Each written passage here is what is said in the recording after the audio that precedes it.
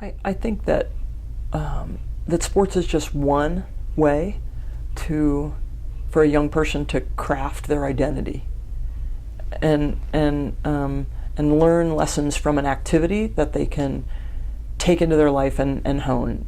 Music, the arts, science, engineering, Legos, whatever it is, right? But in particular, I think that one message is that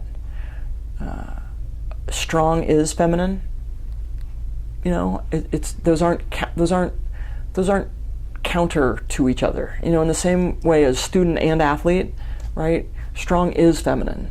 Feminine can be strong, and to not hide behind the stereotypes and the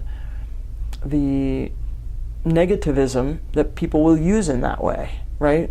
I think it's a way to have young women in particular understand their value goes up if they have these skills, the skills of teamwork, the skills of role, the skills of stick with it, the skills of you're really, really smart and you have a value to add to the overall conversation. And so by providing them these practice opportunities for those kinds of conversations, right, on a team, we're preparing them differently for when they finish their degree and are like ready to go into the job world. And if they don't know how to be on a team, and all of the business literature today is, yep, team is where it's at, that they're right, they need that. They need to understand that. So, you know, overcoming 100 years still of girls don't sweat and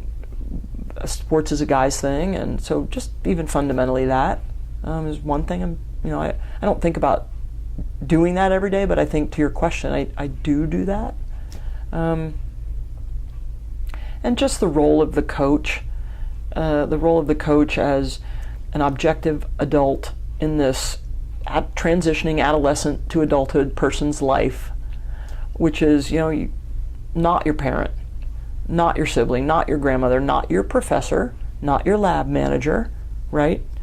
But just an adult. How do you learn to deal with other adults as you become one? And that's really important.